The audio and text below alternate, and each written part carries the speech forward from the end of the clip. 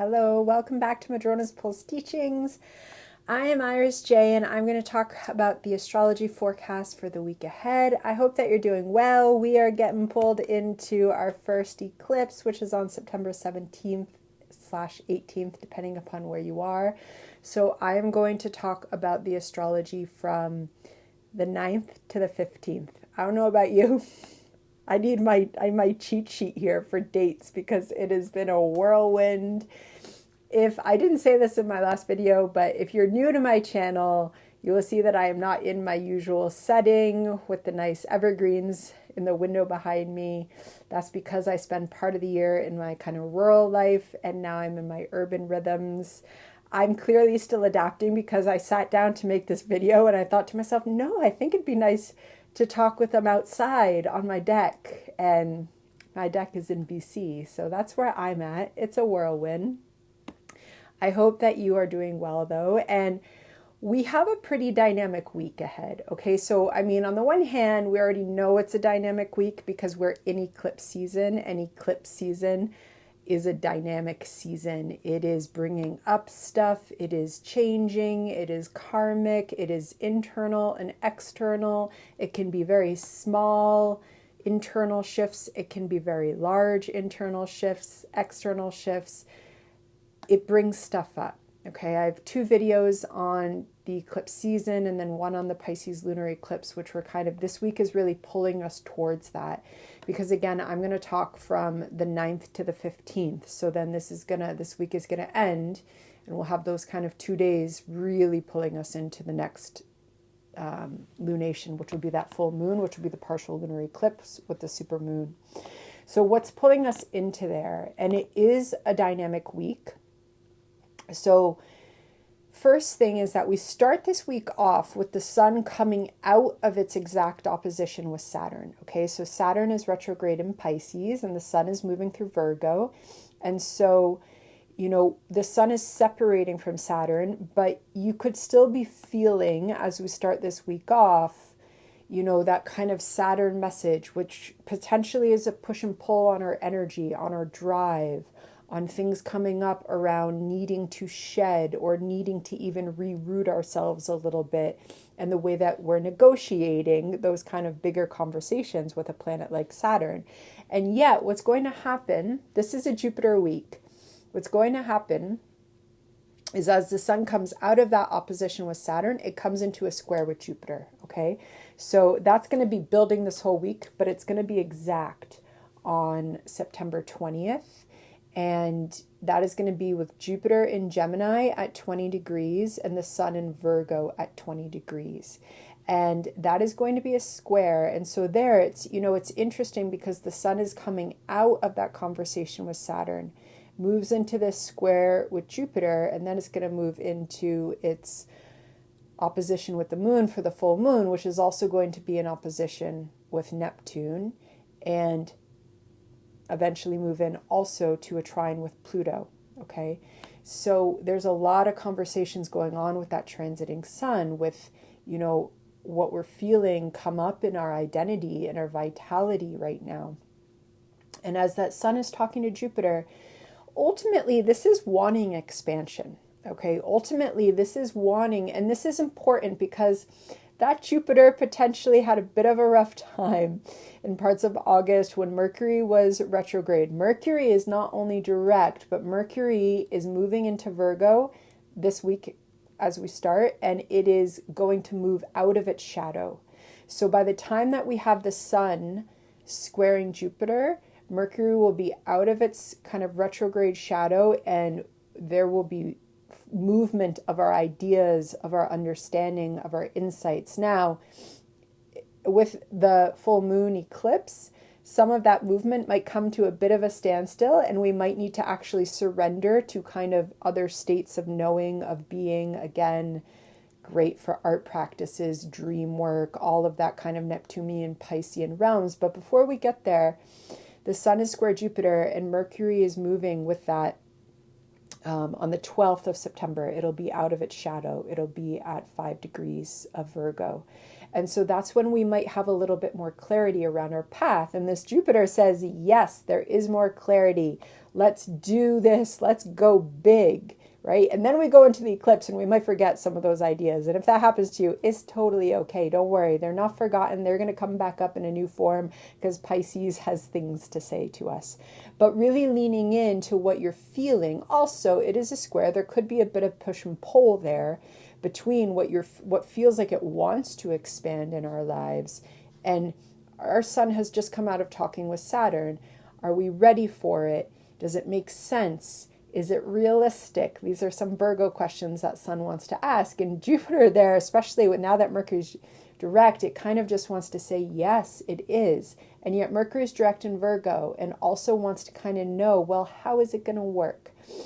And given that we are moving through eclipse season, lean into the ideas, lean into the inspiration, lean into the Jupiter if it's there, if you're getting big ideas about expansion for you. And again, wherever this happens in our chart is of course going to clarify.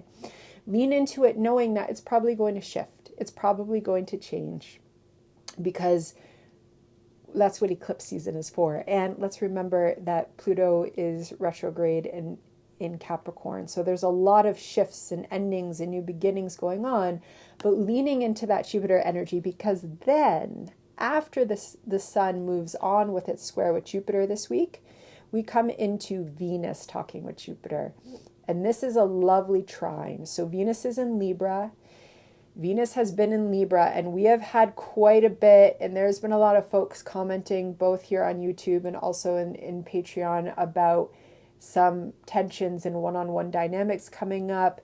There's been quite a lot of that going on. We're having an eclipse with the South Node in Libra, so that's kind of to be expected. And now, however, and we've got Black Moon Lilith there, we've got Juno there, we've got Venus, so we have a lot of kind of questions potentially coming up around how we ourselves want to show up with integrity in relationship. And then what does integrity for the relationship look like? And of course, that North Node is there in Aries saying, and make sure your needs are getting met. And Venus now is going to trine Jupiter, okay? And so this will also be building this week, but this will be the 15th is when it will be exact, but especially from the 13th through the 15th, this energy is very powerful.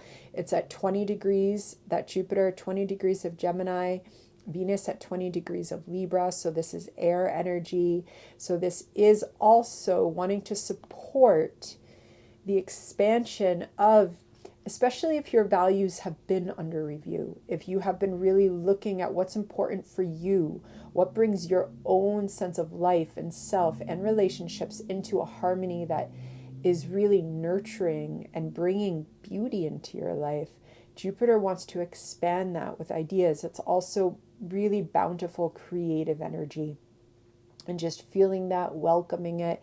It's divine feminine energy streaming through because it's Venus. Also merging, of course, with divine masculine energy because of the signs that we're talking about with Gemini and Libra. So there's a potential for balance, expansion, and seeing where that is wanting to fill you up this week. And as that happens, Venus then moves directly into an opposition with Chiron. Okay, so yes, we have the expansive energy, wanting for balance, wanting for values in our lives, also going into our projects and our ideas. And then Venus moves into an exact opposition with Chiron, who is in Aries, still technically in its trine with Jupiter. So also knowing there's opportunity for healing. And this is all going on right before we come into our eclipse. So really seeing if you're feeling that kind of creative abundance, if you're feeling, the divine feminine energy wanting to stream through, you can also be actively, mindfully directing that to your own healing and here to your sense of self. And this is also, Venus could be in a little bit of a push and pull with that Chiron because that Chiron is in Aries and it wants to heal our sacred sense of self. And it's on a journey that was opened up in a big way with our eclipse in April. And then in December, Chiron's going to go back to that eclipse point, cycles and layers. And so we're on a journey there. And something might come up this week around, the balance between, again, what it's like for my own values in a relationship and how I really need to feed my own needs and my own desires and my sacred primal fire. And yet there's supportive energy here with us for that. Also this week, Mars squares the nodes of the moon. The nodes of the moon are very active because they're coming into the eclipse, and that's what makes an eclipse. And so Mars is going to square them from the 12th through the 15th, okay? And then it's going to keep going on into next week, but we're going to start feeling it, especially around the 12th. And so here again, dynamic energy. This Mars is in Cancer. So Mars in Cancer, I love Mars in Cancer because Mars in Cancer is supporting us to come into active self-care, active nourishment, active love, active attention to our own inner world, in our feelings, things that most often, because we are conditioned to simply perform and accomplish and have a yang, yang, yang drive, that Mars gets a reworking in Cancer, and we get to turn some of that focus where it needs to be into our inner world, into our emotions, and also into what's nurturing for us. And then the questions around what is nurturing for us could come up this week again in that play between self and other, Aries and Libra, my own needs and how I show up in relationship. Also, just what other relationships might be demanding of us, and we might not be able to meet that right now. And that might be some of the self-care, and that might be some of how Mars needs to be directed towards self-care, honoring our own emotions. This is not energy to kind of take on a stoic stance and just push our way through. Eclipse season is not really for that. And especially with Mars in Cancer, square those nodes, with Venus trining Jupiter, with the sun having come out of that opposition with Saturn. This is not time to kind of play that I push my emotions down, I just grin it and bear it and go through. I can feel my shoulders go like this even as I just say that. The me of my 20s thought that was what we were supposed to do. No. And Mars in Cancer says no. Mars squares the nodes right before an eclipse, and even, taking us into that eclipse next week, says absolutely not. There's something here to turn the gaze inward and come into softness actively. Active rest might even be necessary during this time. Eclipses, especially if you have this landing in personal placements angles for yourself in your natal chart, it can require rest. It can also be kind of sporadic energy. It could be like, okay, I have all this energy and then I need to rest all of a sudden. And really honoring the body, especially with our sun in Virgo, honoring the body is essential. And honoring the body becomes a path into hearing and working and witnessing the divine mystery, the divine truths that are wanting to stream through, because we are talking about a Pisces full moon eclipse. And also Pallas Athena. Okay, so if you recall last week, Pallas Athena was finishing a journey in Scorpio, and she was talking to all the outer planets, because the outer planets are all talking to each other, and I'm going to talk about that.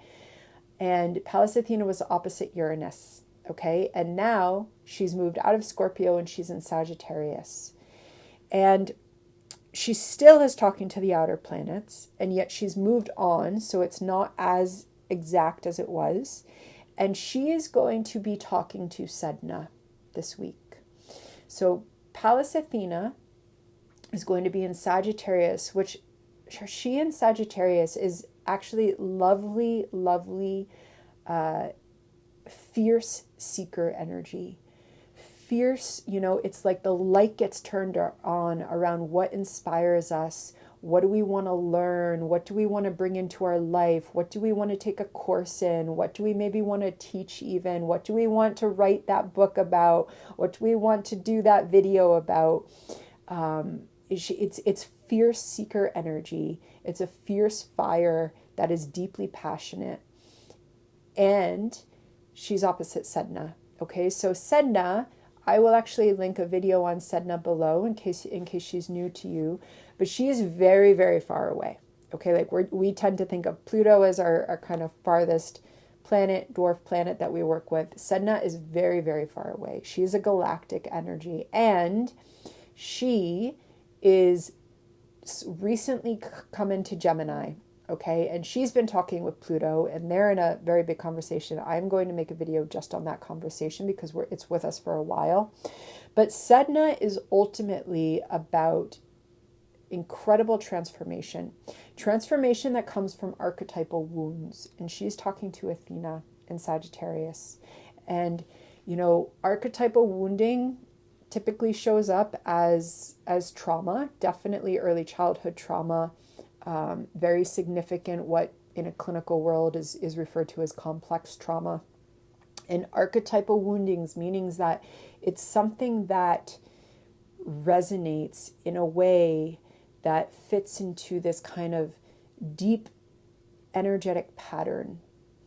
And the stories can be different, but the emotional landscapes that psyche opens up through the journeys of these types of wounds are deep, they're karmic, and they are incredibly transformative as we move through and we release and we come into claiming an empowerment that's always been seated within us, and yet it's through that journey of the wisdom of trauma that we really come through it. Okay, and it's you know, her story is very important. You know, she's the Inuit goddess of the ocean, and again, I'll link the video below, but to abbreviated story is she ends up coming to her death through her father. She was originally a woman who just did not fit into the mold of the gender role that she was expected to play in her community, and eventually needs to marry, doesn't want to marry, eventually does and leaves, and then her father comes to take her home, and there's a storm on the sea, and she ends up kind of gripping the side of the boat, and her father, to save himself, cuts her hands off.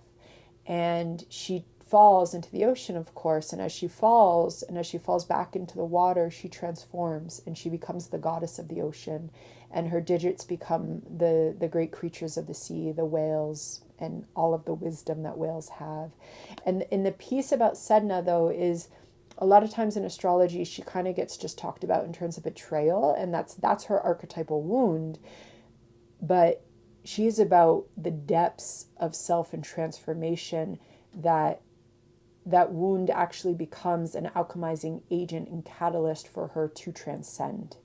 And that power was already seated within her. And it is the story of archetypal journeys in which we come into very difficult experiences, and we do survive, and we transform, and we literally become different versions of ourselves. And so Sedna's active this week. Because she is so far away, it's only when a planet is, or asteroid in this case, is speaking very directly to her with a very small orb, that kind of resonance comes through, and then it speaks through that planet. And so it's speaking through Athena, who's just been on a mighty journey of really opening us to the alchemizing depths in Scorpio. And now we get that seeker spirit that wants to be part of our own transformation, that wants to be part of healing those archetypal wounds, that wants to say, this life is not about what happened. It is not about the past. It is about the survivor spirit in you that is able to go on and build and transform the life that you want for yourself now. I feel like I say this all the time, but I don't think it can be emphasized enough. Not the version of us 5 years ago or 15 years ago, especially in this context, but wherever we are right now, okay? And that is where the seeker spirit, what do you want to learn about? What are you passionate about? What were you maybe not ready to learn about 5 months ago, but you're ready to start learning about it now? The outer planets are really supporting that journey of learning something that wants to transform you, whether it is learning something that you've always kind of just dipped your fingers in, like astrology, or it's something totally different and you're kind of, yes, I want to take that course, or I just want to learn more about it and I want to do a deep dive on YouTube, whatever it is, if that is with you, do the deep dive, because there's healing there. And that is just really powerful energy this week, okay? And I also do just want to mention the outer planets again, because we have this incredible conversation, cosmic conversation going on, in that Uranus and Pluto are sextiling Neptune, and they're trining each other, okay? Now that Pluto's at 29 degrees of Capricorn, Uranus is around 27 degrees of Taurus, and that configuration, this is getting into a little bit of astrology aspects, and it's okay if you don't know what I'm talking about, does not matter, is going to form what we call a kite during this eclipse. And that's going to be with that sun, who's moving towards the 25 degree point of Virgo for the eclipse on the 17th. And so, this energy with Pallas talking to Sedna, who's that galactic energy, is also resonating with this outer planet conversation, which is really transformative. And it is something that is beyond the ordinary plane of existence. It is beyond, that kind of simplified worker bee idea of whatever it is that we're taught. Get the degree, get the job, get the partner, get the house, get the white picket fence, if that's what they still say, get the retirement fund. It's not that. It is everything beyond that. It is what we come here, and most of us that are children that know that little linear plan isn't what we come here for, and we come with gifts and we come with creative gifts, and a lot of us are just not brought into the types of environments able to support that creativity, that spiritual gifts. And a lot of us get taught to shut that down, whether it comes through the school system or from home or from the complicated combination of so many different intersecting realities. We get taught to either shut that down, we get taught to perform in a certain way, and every sign has its different way of performing. And that usually gets consolidated with fear in the sign. And the outer planets right now are saying to that small child, if that was you, that knew there was something bigger, that knew there was something different, that knew, even if we did that kind of linear trajectory for 10, 20, 30, 40, 50 years, it doesn't matter how long, because it's right now. Or we never did it, and life has been a bit of a struggle because of that. There's struggles in both ways. But right now, the outer planets are singing this cosmic song, and it is not a song, it's a symphony. And it's talking with us, and it's talking during this eclipse, and we're present with it now. And so really just listening to it, and it's talking to your soul song. It is talking and calling you. And you could be getting called into a new vision. You could be getting called into a new dream. It doesn't even matter if you fulfilled your old dream or whatever was kind of driving your life. There could be something new that is opening up, and you might not even know what it is yet, and that is totally okay. You do not need to know, or maybe you do know and you're like, I'm doing it. Either way, we're going into eclipse season, and the energy wants us to take a step back and sit with spirit for a little while. It's a very potent time to meditate, to turn into those practices that help you turn off the ego mind a little bit and just open up to what's present. And so those outer planets, and we're moving into that, okay, this week, and then it brings us right into our partial lunar eclipse, first one. Then our solar eclipse on October 2nd, okay? So it's a dynamic week, and leaning into it, listening for, journaling with that soul call and just seeing what emerges. And also radical rest. Mars in Cancer is talking to the nodes. Radical rest and honoring yourself and what you need, and trusting that your relationships, if and when they honor you, honor that you might need to take time for yourself and that's okay. Okay, sending love and blessings, and I'll see you soon. Be well. Bye-bye.